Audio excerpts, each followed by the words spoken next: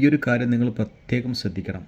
നിങ്ങൾ ആരെയെങ്കിലും നിങ്ങളുടെ കുടുംബക്കാരെയോ നിങ്ങളുടെ ഫ്രണ്ട്സുകളെയോ നിങ്ങളുടെ പരിചയമുള്ള ആരെങ്കിലെയും നിങ്ങൾ ഹോസ്റ്റ് ചെയ്യുകയാണെങ്കിൽ, ഇപ്പോൾ A1 ഹയ്യ A1 കാറ്റഗറി ടൂറിസ്റ്റ് വിസയ്ക്ക് വേണ്ടിയിട്ട് നമുക്കറിയാം അക്കമഡേഷൻ ഡീറ്റെയിൽസ് കാണിക്കണം.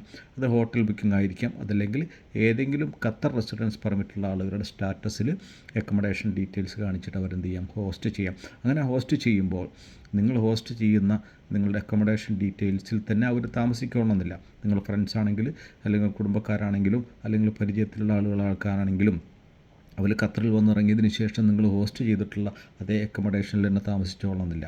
അപ്പോൾ നിങ്ങൾ പ്രത്യേകം ശ്രദ്ധിക്കേണ്ടത് അവരെന്ന് വരുന്നു, അവർ ഇൻഷുറൻസ് എടുക്കുന്നുണ്ടോ, അവരെവിടെ താമസിക്കുന്നു, അവർ തിരിച്ചു പോകുന്നുണ്ടോ, അവിടെ ഓവർ സ്റ്റേ ചെയ്തിട്ട് ഇവിടെ അവർ താമസിക്കുന്നുണ്ടോ എന്നുള്ളതൊക്കെ ഹോസ്റ്റ് ചെയ്യുന്ന ആളുകൾ പ്രത്യേകം ശ്രദ്ധിക്കണം. കാരണം നിങ്ങളുടെ റെസിഡൻസി സ്റ്റാറ്റസിലാണ് അവരെ, നിങ്ങളുടെ അക്കോമഡേഷൻ ഡീറ്റെയിൽസ് കാണിച്ചിട്ടാണ് അവരെ ഹോസ്റ്റ് ചെയ്യപ്പെടുന്നത്. അതുകൊണ്ട് പ്രത്യേകം ശ്രദ്ധിക്കുക. കഴിഞ്ഞ ദിവസം എമിഗ്രേഷൻ വഴി പോകുമ്പോൾ കഴിഞ്ഞ എയർപോർട്ടിൽ ഒരു പ്രത്യേകം ക്യൂ തന്നെ കണ്ടു അവിടെ എമിഗ്രേഷൻ്റെ ഭാഗത്ത്. കാരണം അത് പ്രത്യേകം ക്യൂ തന്നെ, ഇപ്പോൾ പല നാഷണാലിറ്റികളും ഉണ്ട് അവിടെ ഓവർ സ്റ്റേ ചെയ്തിട്ട് ഹയ്യ എൻട്രി വിസയിലേക്ക് വന്നിട്ട് അവർ ഓവർ സ്റ്റേ ചെയ്തിട്ട് അവരെ കയറ്റി വിടുന്ന എമിഗ്രേഷനിൽ കയറ്റി വിടുന്നൊരു കാഴ്ച കാണാനിടയായിട്ടുണ്ട്.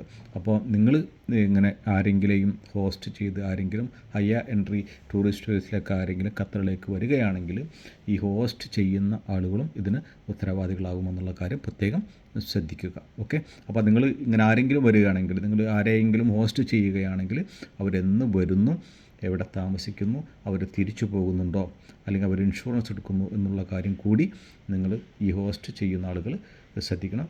കാരണം എന്ന് വെച്ചാൽ നിങ്ങളുടെ റെസിഡൻസ് സ്റ്റാറ്റസിലാണ്, നിങ്ങളുടെ അക്കോമഡേഷൻ ഡീറ്റെയിൽസ് കാണിച്ചിട്ടാണ് അവരെ ഈ ഖത്തറിലേക്ക് ഇവിടെ വരാനുള്ളൊരു പെർമിറ്റ് അവർക്ക് ലഭിക്കുന്നത്. Okay, thank you.